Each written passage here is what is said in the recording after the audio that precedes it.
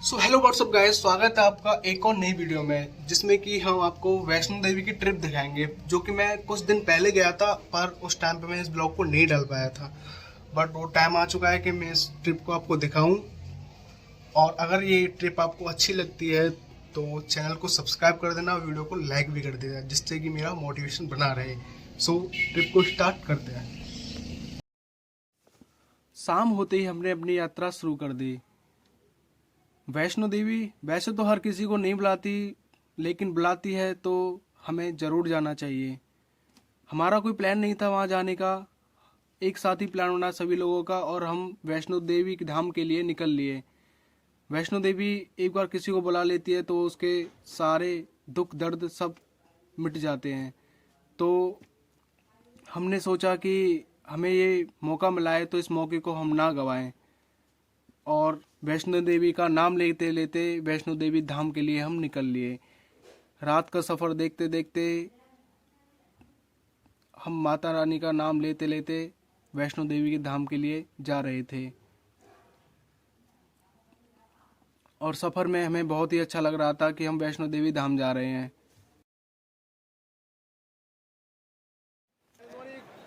लगभग 3-4 घंटे का सफ़र करने के बाद हमें थोड़ी भूख लगी तो हम सोनीपत पहुंच गए थे। लगभग 11 बजे करीब सोनीपत पहुंच गए थे। हमने वहाँ पे एक होटल देखा जो कि बहुत ही फेमस था वहाँ का, जिसका नाम था पप्पू दा ढाबा। हमने वहाँ पे ऑर्डर किया, खाना वाना खाया। हमें लगभग वहाँ पे 1.5 घंटा लग गया। हमने जो कुछ भी पूरा पेट भरा, अपना खाना वाना खा के हम सीधा, हमने पेट भर लिया था। फिर हम अपने सफ़र की ओर निकल पड़े।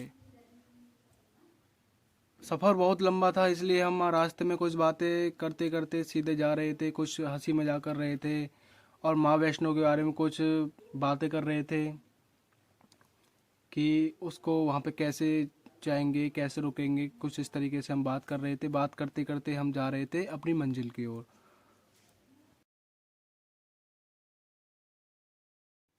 बातें करते करते रात हो गई थी तो मेरी आंख लग गई थी। अगले सुबह मैंने जैसे ही आँख खोली तो हम पहुंच चुके थे जलंधर।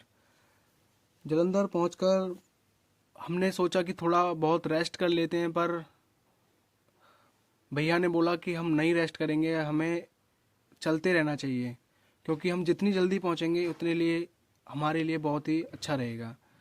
तो फिर हम, सुबह हो चुकी थी, सुबह के फिर हमने चाय वगैरह पी, फिर सीधे हम निकल लिए वैष्णो धाम की।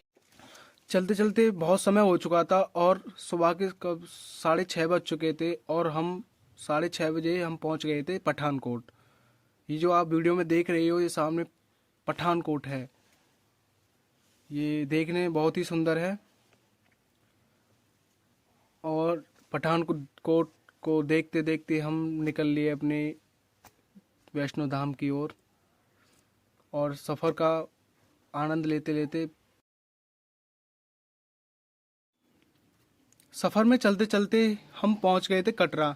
कटरा में हमने होटल लिया और हमने रेस्ट करने का फैसला लिया। हमने सोचा कि हम शाम को यात्रा शुरू करेंगे।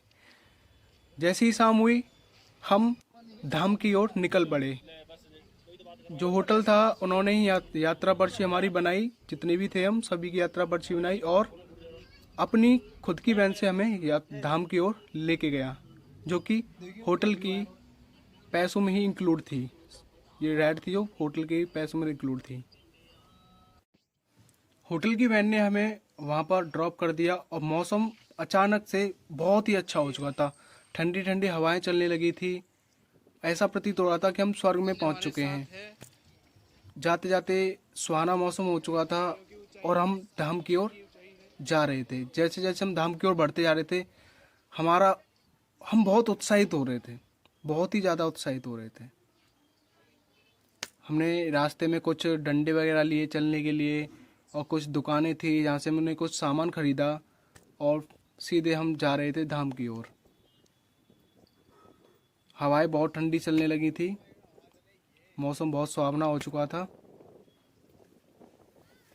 और इस सफ़र को देखते देखते हम धाम की ओर जा रहे थे।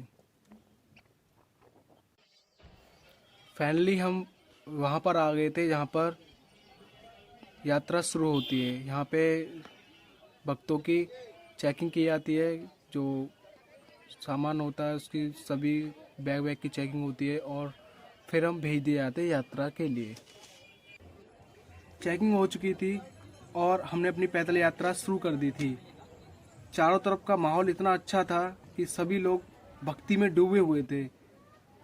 सभी लोग माता रानी का नाम लेते और माता रानी का जयकार लगाते आगे बढ़ते रहे और अपने पैदल यात्रा का आनंद लेते रहे। माता रानी का नाम लेते लेते हम चलते तो जा रहे थे, पर हमने एक बात नोटिस की कि रास्ता इतना लंबा था, हम बहुत ही लंबा रास्ता तय कर चुके थे, फिर भी हमको थकावट महसूस नहीं हो रही। फाइनली हम भवन पहुंच चुके थे और भवन देखो कितना अच्छा लग रहा था। सच में आगे तृप्त हो गई इसको नज़ारे को देखकर। लेकिन इससे आगे हम फ़ोन नहीं ले आ पाए क्योंकि फ़ोन ले आना वहाँ मना है। तो फिर हम यहाँ से अपना फ़ोन जमा किया, हमने दर्शन किए। माता वैष्णो के दर्शन करने के बाद हम सीधे चले गए भैरव बाबा के दर्शन करने के लिए। माना जाता है कि जो आपने वैष्णो देवी के दर्शन करने के बाद भैरव बाबा के दर्शन नहीं किए तो आपकी जो पूजा है वो अधूरी मानी जाएगी। इसलिए हमने भैरव बाबा के दर्शन किए और हम सीधे दर्शन करने के बाद जो कैमरे में देख रहे हैं, जो बाबा की भभूत है, इसको लगाने से आपको बहुत ही अच्छा महसूस होता है। इसलिए हमने इस भभूत को लिया और अपने पास रख लिया। भभूत भी बहुत ज़्यादा गर्म थी तो हमने थोड़ा सा वेट किया, वहाँ से भभूत ली और हम निकल लिए सीधे।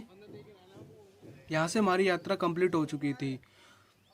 लगभग सुबह के 5 बज चुके थे और हम 5 बजे करीब हम पहुँच गए थे अर्धकुंवारी मंदिर पर।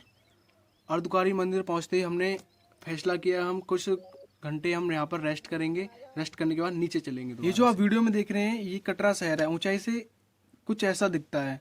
यहाँ पे हमने अपना ब्लॉग समाप्त किया। जय माता दी। शॉर्ट ब्लॉग बनाया क्योंकि मैं जब इस टाइम पे वैष्णो देवी गया था तो यहाँ पे बहुत ही पाबंदी थी कैमरे को लेकर, बट मैंने जितना भी रिकॉर्ड किया मैंने सारा आपको सब कुछ दिखा दिया। आशा करता हूँ आपको ये ब्लॉग अच्छा लगा होगा। अगर आपको लगा होगा अच्छा तो इस वीडियो को like and share and subscribe जरूर कर देना चैनल को। Thank you for watching my blog.